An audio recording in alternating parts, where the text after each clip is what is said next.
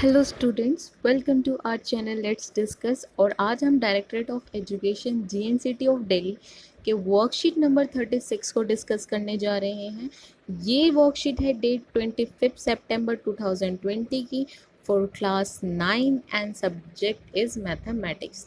तो स्टूडेंट्स, सबसे पहले आप यहाँ पे अपना नेम मेंशन करेंगे, इसके बाद अपने क्लास टीचर का नेम मेंशन करेंगे। तो चलिए स्टार्ट करते हैं आज की वर्कशीट। आज की वर्कशीट का जो टॉपिक है वो है एरिया एंड पैरीमीटर। तो एरिया एंड पैरीमीटर आपको पता है क्या होती है। एरिया क्या होता है?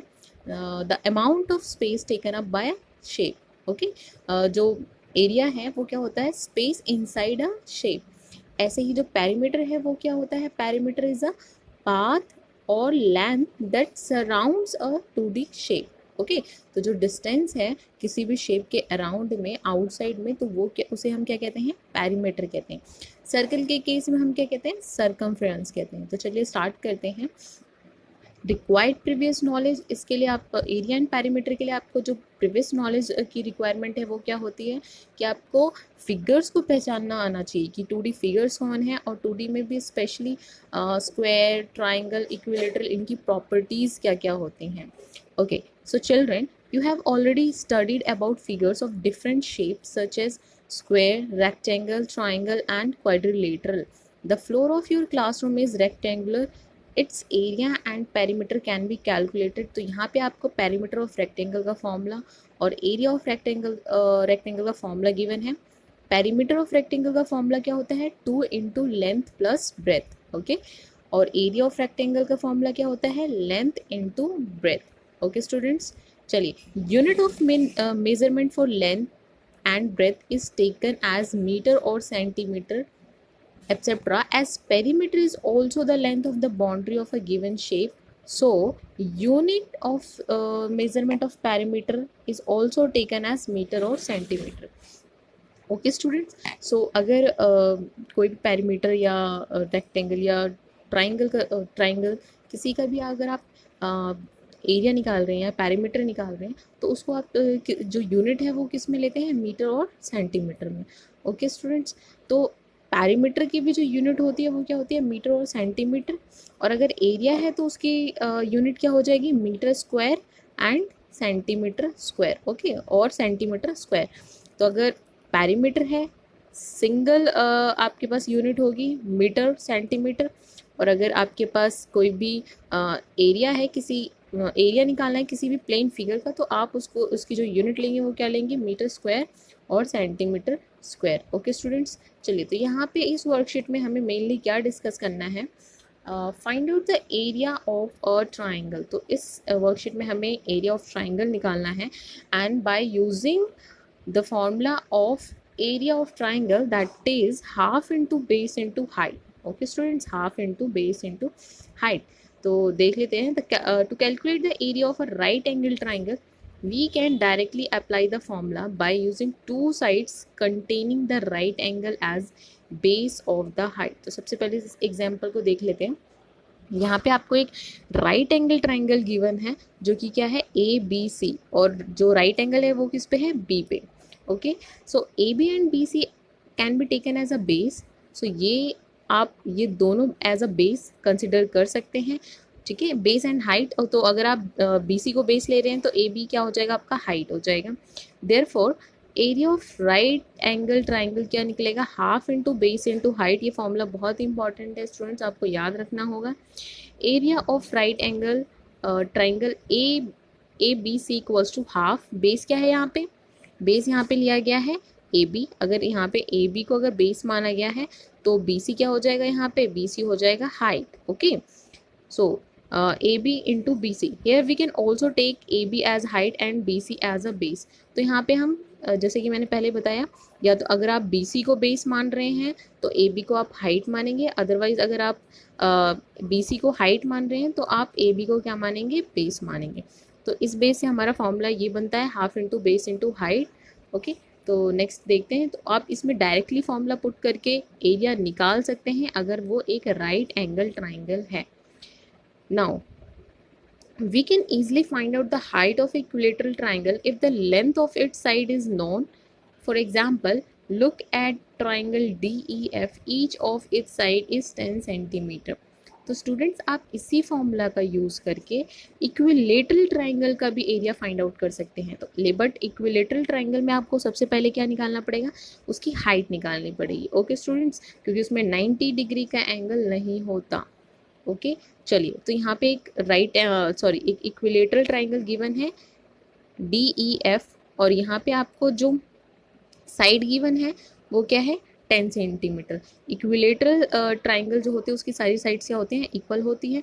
तो यहाँ पे तीनों साइड्स में जो साइड आ जाएगा वो कितने का आ जाएगा, 10 सेंटीमीटर का।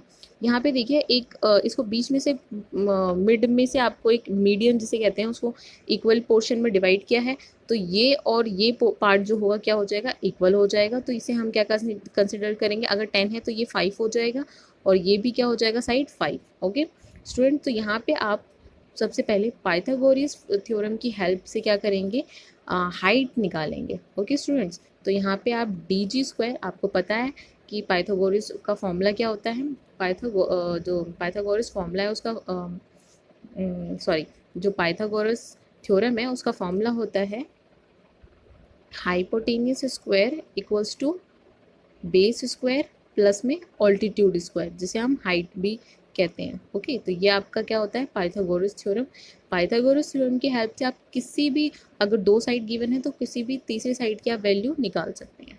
ओके, तो चलिए यहाँ पे जो हाइट है वो कितनी निकली, DG² इक्वल्स टू जो लॉन्गेस्ट साइड है 10 का स्क्वायर माइनस जो यहाँ पे बेस है 5 का स्क्वायर। तो यहाँ पे जो वैल्यू निकली वो कितनी निकली, 75। और अगर यहाँ पे DG² है तो ये इक्वल के राइट साइड जाएगा तो क्या हो जाएगा, अंडर रूट। तो यहाँ पे DG इक्वल्स टू की वैल्यू क्या आ जाएगी, 5√3 सेंटीमीटर। ओके स्टूडेंट्स, तो यहाँ पे जो ये वैल्यू निकली वो कितनी है, 5√3 centimetre. Area of triangle DEF क्या निकलेगा, आपको पता है half into base into height होता है। यहाँ पे सीधे आप वैल्यू रखोगे। ओके, तो हाफ बेस क्या हो जाएगा, EF, ये पूरा बेस कंसिडर करेंगे आप। DG क्या है, जो अभी आपने हाइट निकाला है, तो यहाँ पे इसकी वैल्यू रख दो बस, half into EF 10 into DG कितना है, 5√3। तो इसको सॉल्व करने पे आपके पास जो वैल्यू आएगी वो कितनी आएगी स्टूडेंट्स, 25√3 सेंटीमीटर स्क्वायर। तो यहाँ पे एरिया है तो आप जो यूनिट लेंगे वो किस में लेंगे, सेंटीमीटर स्क्वायर में लेंगे। चलिए फटाफट से थर्ड एग्जाम्पल भी यहाँ पे देख लेते हैं। In look at triangle PQR to understand how we find height of an isoscale triangle। तो यहाँ पे आप हाइट कैसे निकालेंगे, तो आपको एक आइसोस्केल ट्राइंगल गिवन है। आइसोस्केल ट्राइंगल क्या होती है, जिसके दो साइड क्या होती हैं, इक्वल होती हैं। ओके स्टूडेंट्स, तो यहाँ पे सेम आप पाइथागोरस थ्योरम का यूज़ करेंगे, और यहाँ पे आप सबसे पहले हाइट को निकालेंगे। तो PS equals square equals to PQ² minus QS square. और यहाँ पे जो आपने निकाला है वो कैसे निकाला है, 5 का स्क्वायर, ये वाली साइड जो लॉन्गेस्ट साइड होती है 5 का स्क्वायर माइनस जो आपके पास बेस है, बेस का स्क्वायर इक्वल्स टू वैल्यू कितनी आएगी, 9। और इसको 9 को अगर हम √9 निकालेंगे तो कितना आएगा, 3। तो यहाँ पे जो हाइट है वो कितनी है, 3। ओके स्टूडेंट्स, इसके बाद आप क्या निकालेंगे, एरिया।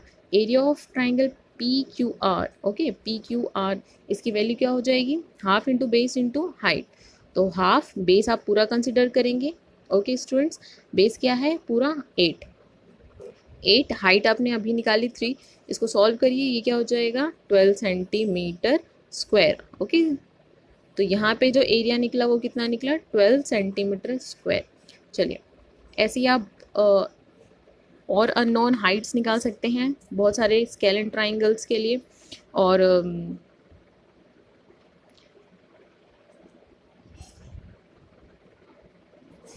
देखिए स्टूडेंट, यहाँ पे आप हाइट, एक समझने वाला पॉइंट है कि यहाँ पे जो आप हाइट निकाल रहे हैं या इस फॉर्मूले का यूज़ कर रहे हैं, जो एरिया ऑफ ट्राइंगल है, ठीक है, half into base into height, ये जो फॉर्मूले का आप यूज़ कर रहे हैं ये आप उसी केस में करेंगे जहाँ पे आपको हाइट आप निकाल सकें, ठीक है, या हाइट आपको गिवन हो। अगर ये कोई स्केलन ट्राइंगल है, स्केलन ट्राइंगल जिसकी कोई भी साइड्स क्या होती हैं, इक्वल नहीं होती, तो उसका एरिया फाइंड आउट करने के लिए आपको हाइट अगर नहीं पता तो आप एक और फॉर्मूले का यूज़ करते हैं, वो क्या है, हीरोन्स फॉर्मूला। ओके, तो जो नेक्स्ट आप पढ़ेंगे वो हीरोन्स फॉर्मूला पढ़ेंगे। तो अभी के लिए आपको सिंपली इसी फॉर्मूले से एरिया निकालना है ट्राइंगल का। तो चलिए इसे क्वेश्चंस देख लेते हैं। First question is find the area of equilateral triangle if length of each side is 12 centimetre. तो 12 सेंटीमीटर क्या है, साइड है, 12 सेंटीमीटर 12 सेंटीमीटर, और अगर यहाँ पे हम हाफ कर दे तो 6 and 6 centimetre. In triangle A B C सबसे पहले क्या निकाला, पाइथागोरस थ्योरम से यहाँ पे हाइट निकाली। हाइट कितनी है, ए डी कितना निकला, 6√3। Okay student, 6√3। Area of equilateral triangle क्या हो जाएगा यहाँ पे, half into base into height. Base कितना कंसिडर करेंगे, पूरा 12, एंड हाइट इज 6√3। तो इसको सॉल्व करने पे आपके पास जो वैल्यू आएगी वो कितनी आएगी, 36√3 centimetre square. Next question is find the area of an isosceles triangle in length of its equal sides are 10 centimeter and length of its third side is 16 centimeter। तो आपको जो इक्वल साइड है वो उसकी वैल्यू कितनी दे रखी है, 10 centimetre and 10 centimetre, और जो अनइक्वल साइड जो थर्ड साइड है वो कितनी है, 16 सेंटीमीटर। तो यहाँ पे आप क्या कंसीडर करेंगे, 16 का हाफ यानी कि 8 एंड 8 सेंटीमीटर। सबसे पहले आप क्या निकालेंगे, हाइट की निकालेंगे, और हाइट किससे निकालेंगे, आप पाइथागोरस थ्योरम से निकालेंगे। तो हाइट जो निकली है वो कितनी है, 36। इसको अंडर रूट करेंगे तो इसकी वैल्यू कितनी आ जाएगी, 6 सेंटीमीटर। सेम आप इसको area of triangle A B C के फॉर्मूले half into base into height में पुट करोगे। Half into base is 16 and height is 6। तो जो वैल्यू निकलेगी, जो आंसर निकलेगा आपका, वो होगा 48 सेंटीमीटर स्क्वायर। तो यहाँ पे स्टूडेंट्स आपको आज आपने सीखा कि पाइथागोरस थ्योरम का यूज़ करना हाइट निकालने के लिए किसी भी इक्विलेटरल, राइट एंगल और आपके आइसोस्केल ट्राइंगल का। ओके, तो नेक्स्ट आप करोगे हीरोन्स फार्मूला जो कि स्केल एंड ट्राइंगल के लिए होगा। तो आज की वर्कशीट में इतना ही। अगर आपको वीडियो अच्छी लगी तो इस वीडियो को लाइक कीजिए, कमेंट्स कीजिए और चैनल को ज़रूर सब्सक्राइब कर लीजिए। Thank you so much, bye bye, take care.